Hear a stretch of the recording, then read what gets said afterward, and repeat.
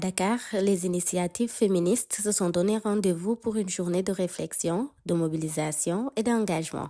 La 4e édition de Ndadiami, rencontre nationale des initiatives féministes au Sénégal, s'est tenue à Novotel Dakar ce samedi 14 février 2026. Organisée par Sénégal Action Féministe, cette édition avait pour thème « Violences faites aux femmes au Sénégal, quand les acquis vacillent, l'urgence de résister ». L'organisatrice a rappelé que cette rencontre vise à unir les initiatives féministes autour d'un plaidoyer fort afin que les droits des femmes ne reculent pas. Ndadiami est un événement que nous organisons chaque année. Nous sommes à la 4e édition.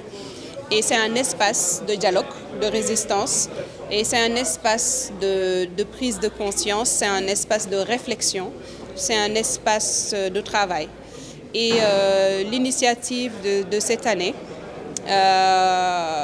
sera sanctionnée par un mémorandum que nous allons présenter, déposer au niveau de la présidence, au niveau des ministères sectoriels concernés.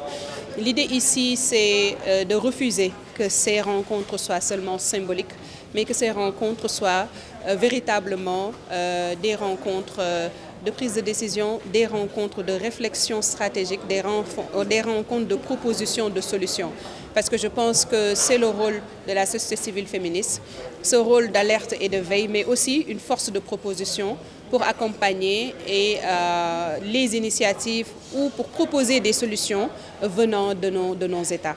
Cette année, nous sommes attristés et nous dénonçons fortement le mutisme de nos États face à ces cas de féminicide. L'année dernière, le Sénégal a enregistré 18 cas. Cette année, nous sommes au mois de février et nous avons déjà 3 femmes qui ont été tuées parce que tout simplement, elles sont femmes. Au cours de cette journée, plusieurs panels ont rythmé les échanges, à savoir la mémoire des luttes féministes et la transmission entre générations, les violences faites aux femmes et les risques de recul des acquis, le code de la famille, le code pénal et les mécanismes de protection sociale, des thématiques différentes mais un objectif commun: renforcer la protection des femmes et consolider les acquis. Moi, c'est Khadjata Ndoye. Je représente la directrice pays Haïti Silla de l'ONG Action Aid Sénégal et je suis la responsable des programmes droits des femmes également. Ma présence ici, c'est surtout pour voir les autres organisations qui travaillent sur cette thématique.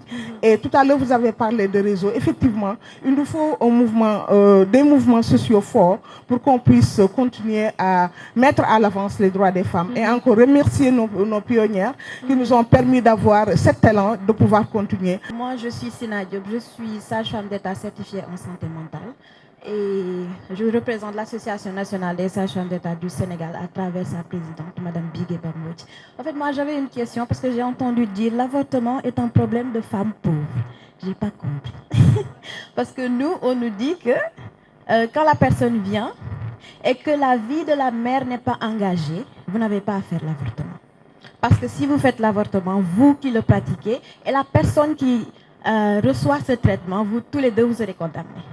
Et l'autre chose, c'est juste une contribution par rapport à l'inceste.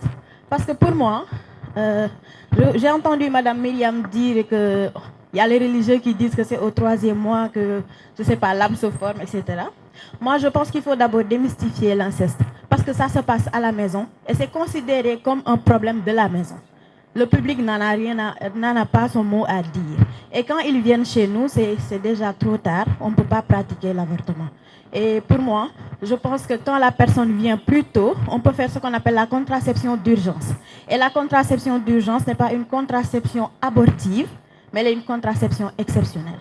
Je suis tout à fait en faux avec les Fatou quand elle dit qu'elles n'ont pas transmis. C'est quoi la transmission générationnelle? Si aujourd'hui, des femmes comme moi sont là et sont capables de prendre la parole et de parler, si aujourd'hui, d'autres femmes comme Aïssato, Khaira, Laïti et d'autres encore sont là, mais c'est parce que quelque part, il y a un chemin qui a été débroussaillé.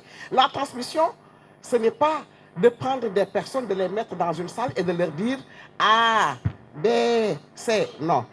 La transmission, c'est de montrer le chemin, c'est de frayer la voie. Et cela a été fait. Et merci beaucoup, Myriam. Merci Fatou. Merci Diago.